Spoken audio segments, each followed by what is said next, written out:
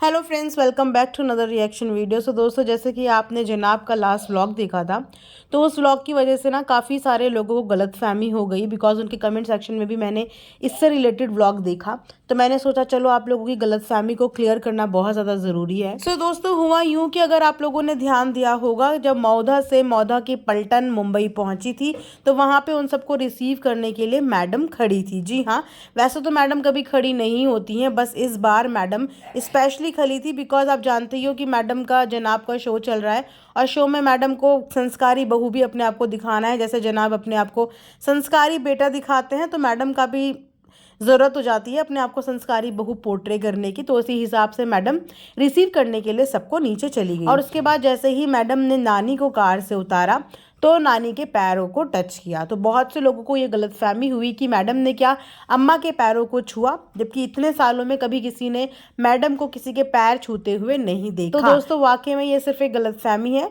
Madam वहाँ पे अम्मा के पैर नहीं छू रही थी, मैडम वहाँ पे अम्मा को चप्पल पहना रही थी। जी हाँ, उनको चप्पल पहना रही थी, वो भी पता नहीं कौन सा दिन और कौन सा मुहूर्त था वो जिसमें मैडम अपने हाथों से अम्मा को चप्पल पहना रही थी।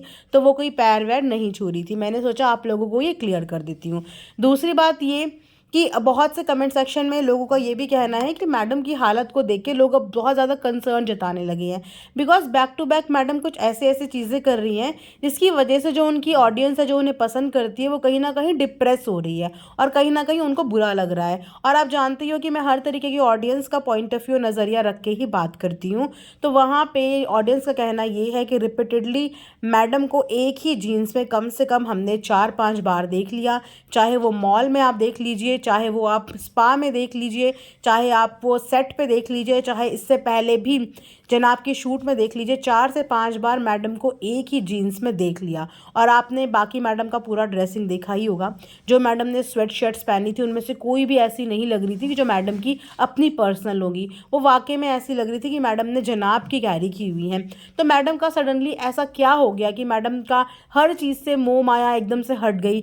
तो बहुत से लोगों का कहना ये है कि जब से डब्बा की शादी हुई है, उसके बाद से ये सब चीज़ें होनी शुरू हुई है। क्योंकि उससे पहले मैडम फिर भी अपने आप को थोड़ा सा बेटर रखती थी, थोड़ा सा ड्रेस्ड रहती थी, लेकिन एकदम से डब्बा की शादी के बाद ना बहुत ज़्यादा ड्रास्टिकली चेंजेस आने लगे। सो बहुत से लोगों का कहना ये भी है कि मैडम ना बहुत ज़्यादा डिप्रेस हो गई हैं, जब से मैडम की जो पर्सनल डिटेल्स थी, जो पर्सनल मैडम की बातें थी, जो मासूम रिश्ते की बातें थी, जो बहुत सारे लोगों को पता नहीं थी। बिकॉज मुझे खुद भी नहीं पता थी, और मुझे खुद भी इसी प्लेटफॉर्म पे आके इधर इर्द गिर्द से ही ये सब चीज़ें पता लगी। तो उन सब चीज़ों को जब सोशल प्लेटफॉर्म पे वो सब चीज़ें वायरल हो गई, तो उसके बाद से ना मैडम का जो मोराल है ना, वो बहुत ज़्यादा डाउन हो गया, और मैडम का कॉन्फिडेंस बहुत ज़्यादा डाउन हो गया। बिकॉज जब तक चीज़ें लोगों को नहीं पता होती, इंसान एक कॉन्फिडेंस कैरी करके रखता है, और जब सडनली आपके पास से रिलेटेड, आपकी पर्सनल लाइफ से रिलेटेड चीज़ें एकदम से पब्लिक हो जाएं, तो उसका इफेक्ट हर किसी के मेंटल स्टेटस पे पड़ता ही है। तो शायद वही रीज़न है, लोगों का ये अनुमान है कि शायद वो रीज़न भी हो सकता है कि मैडम का कॉन्फिडेंस बिल्कुल टूट चुका है। अब उन्हें किसी चीज़ से कोई लेना देना नहीं है। अब उनका मतलब यही है कि जब मेरी सारी पर्सनल डिटेल्स ऑलरेडी सबके सामने आ ही चुकी है, मैंने जो एक फेस में मेकअप किया हुआ था, वो मेकअप मेरा ऑलरेडी उतर चुका है, तो अब मुझे किसको शो करना है, और अब मुझे क्या शो करना है। तो मतलब जो पहले मैडम अपने आप को फुल ऑन कैरी करके रखती थी, अच्छा ड्रेसअप, अच्छा सब कुछ, वो मैडम का रियल नहीं था। क्योंकि इस तरीके का पहनावा मैडम बहुत कंफर्टेबल खुद भी फील करती हैं। मैडम हमेशा इन्हीं कपड़ों में कंफर्टेबल फील करती हैं। लगता है पहले वो डिस्कम्फर्ट थी, और जब उनको लगा कि अब तो मेरे को रियलिटी लोगों को पता चल ही गई है, तो अब पता चलने दो, तो उन सब चीज़ों से भी लगता है कि डिप्रेस है। क्योंकि उसके बाद व्लॉग भी बहुत देर देर से आते हैं, और व्लॉग जब आते भी हैं तो नेगेटिव लोग ज़्यादा रिमार्क करते हैं। व्लॉग में नेगेटिव उनको ज़्यादा बोला जाता है उनके पास रिलेशनशिप को लेके।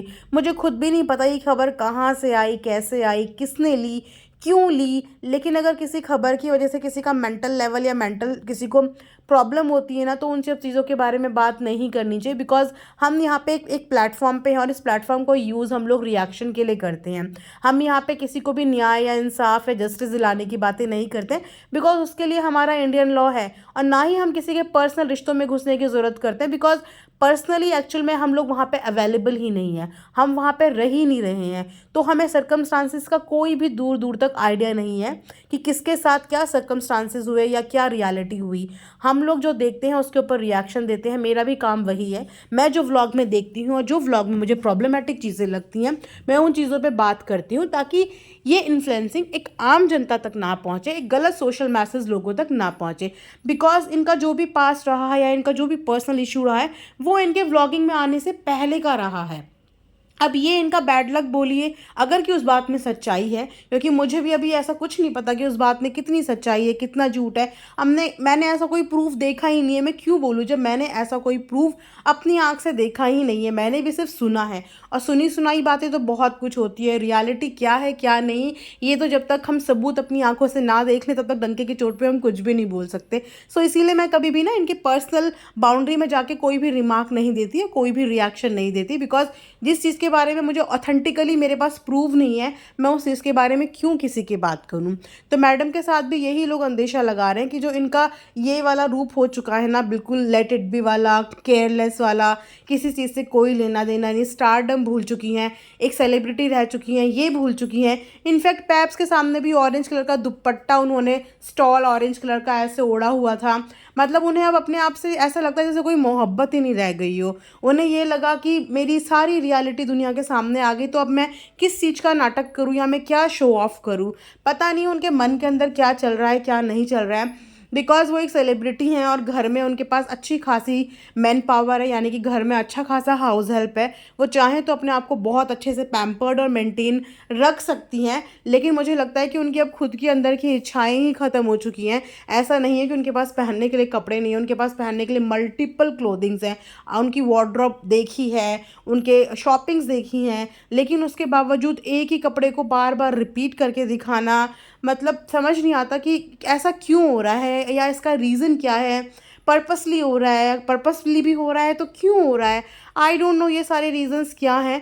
वेल जो ऑडियंस उनके लिए कंसर्न थी उनका कहना यही था कि मैडम बहुत ज़्यादा अपना कॉन्फिडेंस लूज़ कर चुकी है, डिप्रेस हो चुकी है, क्योंकि उनकी जो पास्ट रिलेशनशिप है वो एकदम से पब्लिक के आगे आ गई, जिसकी वजह से उन्हें बहुत ज़्यादा क्रिटिसिज्म झेलना पड़ा, बहुत ज़्यादा ताने झेलने पड़े। उनके कमेंट सेक्शन में आए दिन उनकी बच्ची को लेके बात होती है, उनसे क्वेश्चनिंग की जाती है जिसका वो कभी आंसर नहीं देती, बट अंदर ही अंदर वो इन चीज़ों को लेके घुट रही है। तो मैंने सोचा चलो इस बारे में बात करते हैं। वैसे किसी भी औरत को देखो इस तरीके से ना, जो भी लोग ऐसे बिलो द बेल्ट जाके कमेंट करते हैं, प्लीज़ ऐसे कमेंट मत करो। इंसान की मेंटल स्टेटस को भी समझा करो, वो भी एक न्यूली मदर हैं। मुझ नहीं पता उन्होंने पास्ट में क्या किया है, हो सकता है उन्होंने किया भी हो, जो किया है तो बहुत गलत किया है, और अगर नहीं किया है और उनके ऊपर तब दोष लग रहा है तो ये तो और भी ज़्यादा गलत हो रहा है। तो इस तरीके की स्टेज में जहाँ पे उनके ऊपर एक बच्चे की जिम्मेदारी, तो मुझे नहीं लगता कि माँ को, किसी भी माँ को इस कदर परेशान करना चाहिए कि वो एक ट्रॉमा में चली जाए या वो इस तरीके से अपना कॉन्फिडेंस लूज़ कर दे। बिकॉज आने वाले टाइम पे उसने अपने बच्चे की टेक केयर करनी है, उसको एक अच्छी लाइफ देनी है, और जब तक माँ का खुद का मानसिक संतुलन ठीक नहीं रहेगा, खुद वो स्ट्रेस फ्री नहीं रहेगी, तो वो अपने बच्चे को भी स्ट्रेस फ्री नहीं रख पाएगी।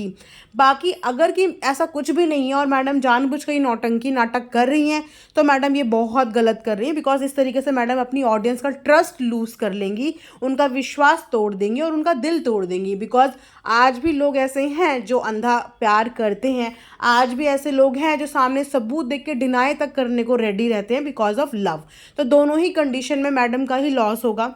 अगर कि मैडम ये ड्रामा करती हैं तो मैडम अच्छी खासी प्यारी ऑडियंस अपनी गंवा देगी, और अगर मैडम ड्रामा नहीं कर रही हैं और वाकई में वो स्ट्रेस में है तो मुझे नहीं लगता कि किसी भी औरत को ऐसा स्ट्रेस है, इतना स्ट्रेस देना चाहिए जिसकी वजह से उसके बच्चे की भी लाइफ इम्पैक्ट हो। सो ये था मेरा आज का एक रिएक्शन। आई होप कि आप लोग इस चीज़ से कुछ समझे होंगे, और प्लीज़ मुझे गलत मत समझना, मेरा जो रिएक्शन होता है वो व्लॉगिंग के बेस पे ही होता है, किसी को पर्सनली हर्ट करना मेरा मोटिव बिल्कुल नहीं। और हाँ, जिस दिन जब इस बात के प्रूफ आ जाएंगे कि जो भी मैडम के बारे में यहाँ गॉसिप चलती है उनमें ज़रा भी ऑथेंटिसिटी है, तो मैं प्रॉमिस करती हूँ कि मैं फर्स्ट ऐसी बंदी रहूँगी जो इस बारे में खुल के भरे प्लेटफॉर्म पे बात करूँगी। लेकिन उससे पहले अभी नहीं, बिकॉज अभी मेरे पास, मेरे हाथ में कोई भी प्रूफ्स नहीं है। आई होप कि आप मेरे इस रिएक्शन को समझेंगे और अप्रिशिएट करेंगे। Thanks for watching earth mom Dehradun.